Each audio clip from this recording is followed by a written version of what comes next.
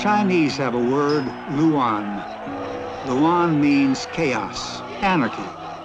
Mao Tse-tung, absolute ruler of China's millions, believed in Luan, but he saw it as a positive force, a force which paradoxically could be organized to produce order. The greater the chaos, the greater the order.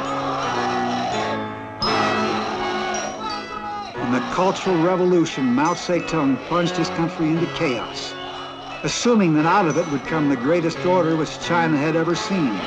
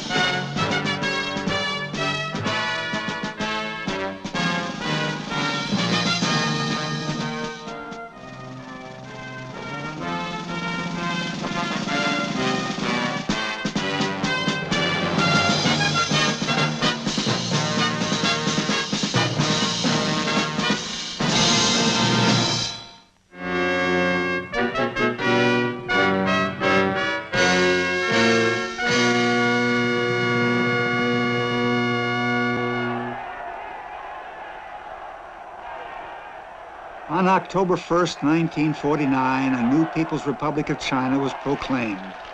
Mao Tse-tung had won power by force of arms, proving the truth of his own dictum that power flows from the barrel of the gun.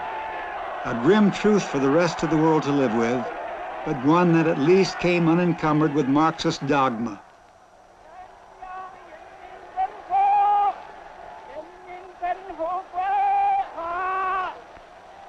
Mao's regime was almost at once recognized by most of the other major powers, with the notable exception of the United States.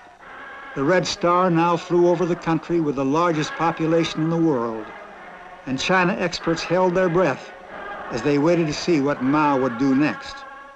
One of these specialists is Harrison E. Salisbury of the New York Times. For 6,000 years, China's social structure had hardly changed. Now Mao is in power, and he was going to change it, not everywhere. He was going to change it in the direction of its long existence, but he was going to put the stamp of Maoism on every phase of China's life, particularly on the life of the peasants. He was going to organize them. He was going to transform them from superstitious, illiterate, ill, weak people into powerful people capable of creating a new nation. I don't regard Mao as being a man who was born with a vision. There's no evidence in his youth, his childhood, and his early manhood that he had any great vision of being the Messiah of China. He saw things in a small way, but he learned, even though he learned slowly, and once he became possessed of an idea, he was utterly tenacious in carrying it through. I think that the way Mao did it was to utilize himself as a symbol, the Mao image, the pictures everywhere, the little red book, the badges everyone wore, the quotations, everyone began his sentence with Mao. And Mao was realistic enough and sophisticated enough to be a little embarrassed by this, but he said that, in essence, that with an illiterate people you had to have this living symbol. Things had to be made very simple. They had to see the leader incarnate, and he was willing to give his image for that purpose. The lever by which Mao intended to move China was the power of her peasant masses. The force behind the lever was the power of hatred. Hatred of the landlord and the moneylender. Hatred organized and controlled for specific ends. Hatred which would be allowed to spend itself in killings, so that the force behind the hatred could be turned to productive communal labor. We don't really know very much about his crimes. We don't know very much about the people who have lost their lives in China. As Chinese will tell you again and again, Mao taught us not to kill unnecessarily. I don't think, however, that there was much natural cruelty in his makeup. I think there was cruelty in Stalin's makeup. I think Stalin enjoyed being cruel. Mao himself, perhaps because of the Chinese philosophy in which he was so steeped and of which he was such a product, didn't exercise cruelty for the sake of cruelty. He didn't mind using it if it was necessary, but he was not a man who got his kicks that way. He was a man who saw life as being very cruel. He expected, as the Chinese do, that many lives would be lost in any important endeavor. So it had always been in China, and so he expected it would be, and so his own Chinese peasants felt. They felt the same way. But when he could save their lives, as he did through modernizing their life, they responded very, very positively. I don't think he was so interested in saving lives because of humanitarianism as in making China strong. He felt that China could not endure if it continued to be subject to the plagues that had overcome it in the past.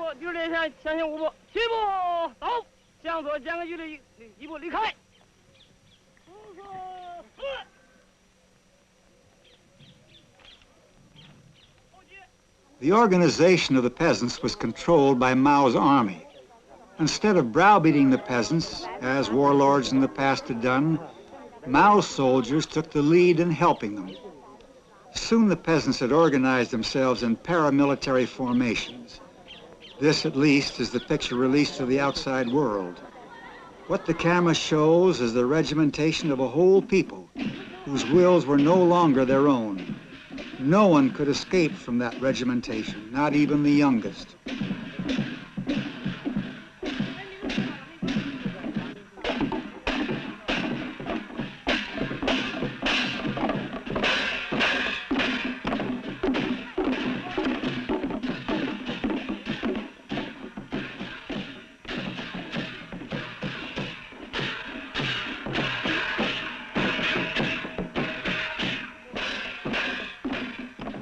Many scholars of China feel that the Mao revolution and his concept of where he wanted to move the Chinese people is probably the greatest social change that has ever been attempted in this oldest of all our social organizations. There's no other social organization of human beings that has a continuous history of nearly 8,000 years. And the reason it has had that continuous history is that it has always stayed within certain boundaries. It has never changed very much, very fast. Mao's concept was to move these people away from thousands of years of living arrangements into new ones. That power flows from the barrel of a gun was a truth for children to learn in Mao's order of things.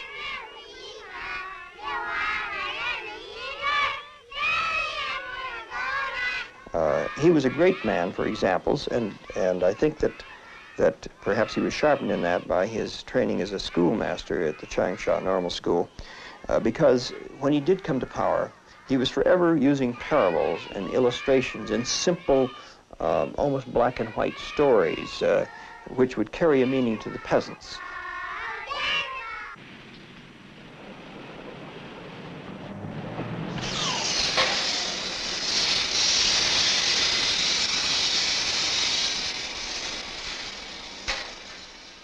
Mao brought no master plan to the task of building up his country.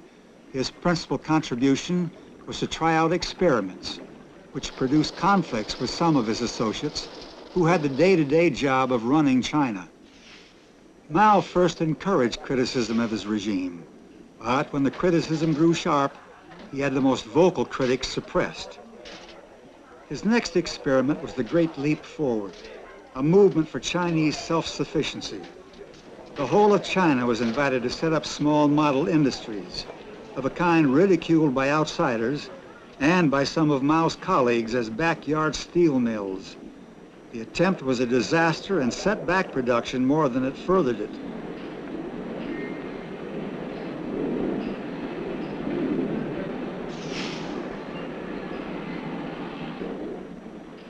These costly failures reduced Mao's standing among his colleagues. He appeared to be dropping into the background and assuming the role of an elder statesman, while direction of affairs passed into the hands of younger men. But then in 1965, Mao emerged from this apparent retirement to launch what became known as the Great Proletarian Cultural Revolution. Mao probably understood power better than almost any contemporary statesman. He understood it in realistic terms. He fought to get it. When he lost it, he knew he had lost it. And then he fought to get it back again. Power for him was on a scale that is almost inconceivable for any Westerner to understand, because power to him meant the leadership and the movement of an enormous tide of people. The day after his famous swim in the river, Mao came to Peking and took over the Cultural Revolution.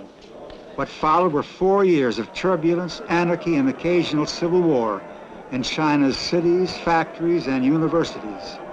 For years, the nation was in such turmoil that production in factories dropped to alarmingly low levels.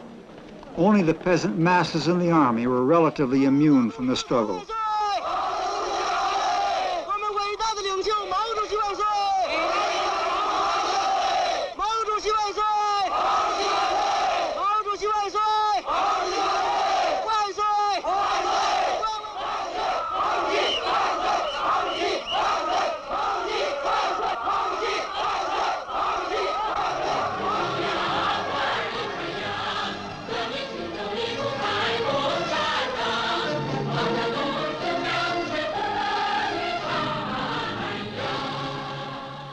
Mao's objectives in promoting this upheaval were not clear, except that certain individuals in the government were driven from office. He simply couldn't live with him in the last period of his life. Profoundly disagreed with him, and also wanted the power back in his own hands. He'd lost a large hunk of it, and he wanted it back. And he got it back only to see the whole thing. Well, I guess he didn't realize it because he was gaga before he died, but the whole damn thing just really blew up in his own hands after he got it. It was too late. He should have stayed the elder statesman as they wanted him to be. He should have stayed on that shelf. But he wouldn't do it. He came back down for one great last whirl of Luan, that marvelous anarchy and confusion out of which he believed the perfect order was going to emerge. And it was the Luan that really did him in.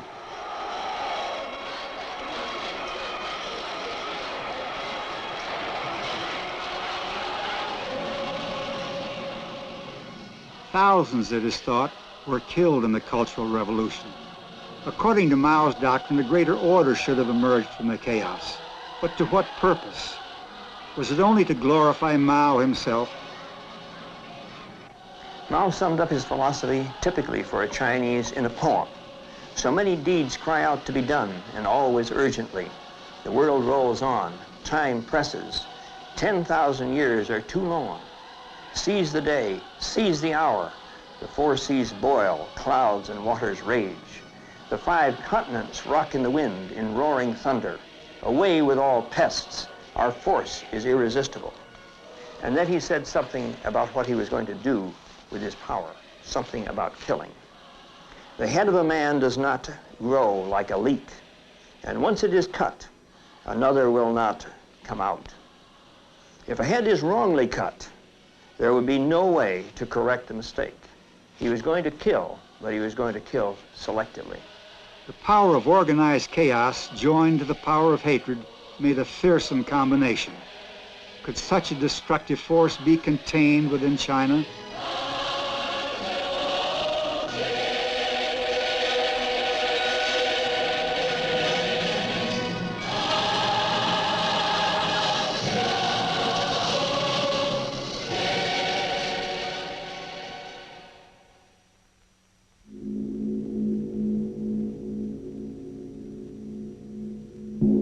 Mao's victory in October 1949 was grudgingly welcomed by the Soviet Union. Ambassadors between the two communist giants were at once exchanged. In driving Sheng out of the mainland of China, Mao had burned his boats as far as obtaining American aid was concerned. Whether he liked it or not, he had to turn for assistance to the Russians, the big nose men, as Chinese called them.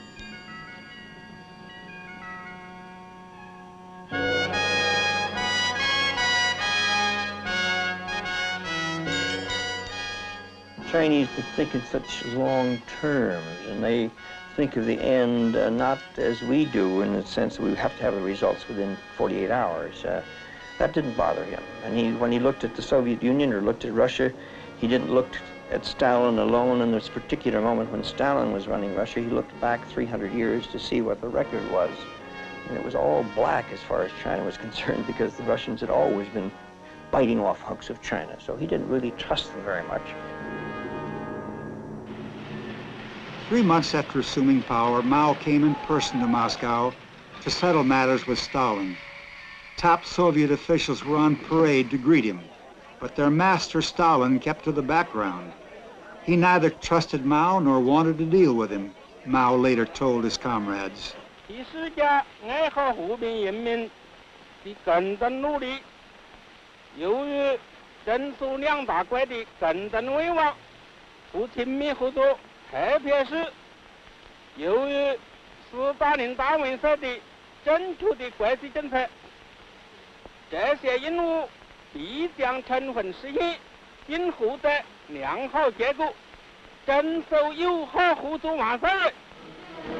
Mao was to spend nearly 2 months in the Soviet capital.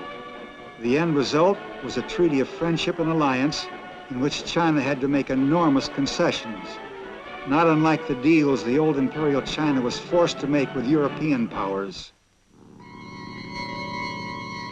There was no man of power with whom Mao quarreled more intensely and over a longer period of time than Stalin. He was in ideological dispute with him because he had a different idea of what China should do in the revolution. And Stalin again and again during Mao's rise attempted to block that rise. When Mao went to Moscow in December of 1949 trying to get a treaty of aid and assistance from Stalin, he finally got it, but it was a piffling treaty. He had a very difficult time. As he told his associates later, Stalin didn't trust him and didn't think he could stay in power. Truth of the matter was that Stalin was probably plotting at that very moment to get him out of power.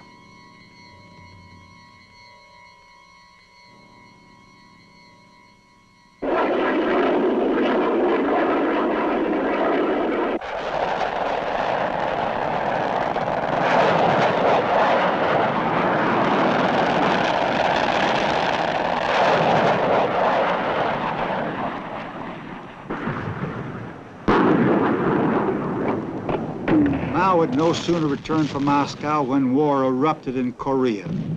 It's most probable that Stalin launched it deliberately in order to obtain Russian domination in Korea and so give him a stranglehold over Peking. Mao sought no conflict with America so soon after coming to power, but China was quickly drawn into war. This was to sow intense hostility between Communist China and the United States for the next 20 years.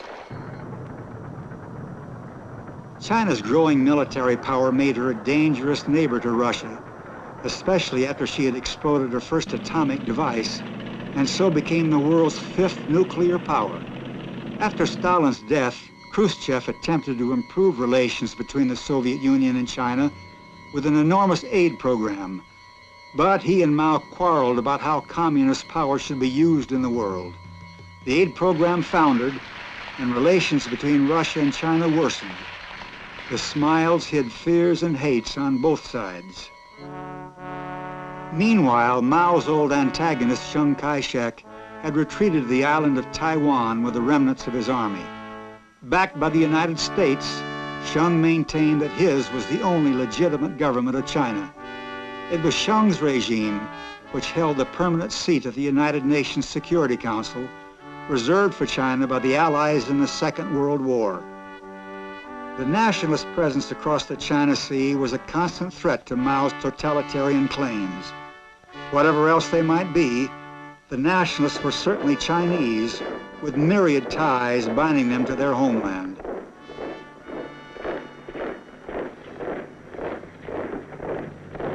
To the Chinese mind, Russians and Americans were both barbarians, whether you call them communists or capitalists. Mao used his power to extend China's influence towards her traditional frontiers. Tibet was invaded, Indochina infiltrated with communist-inspired guerrillas.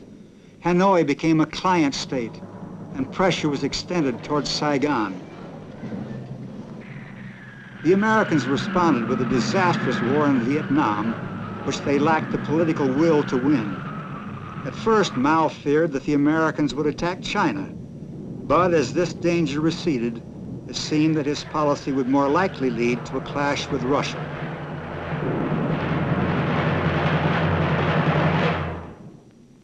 Mao's youthful dream had been to restore China to her ancient power and dignity. When the President of the United States came in person to Peking, it must have seemed to the aging Mao as though he had achieved the summit of power.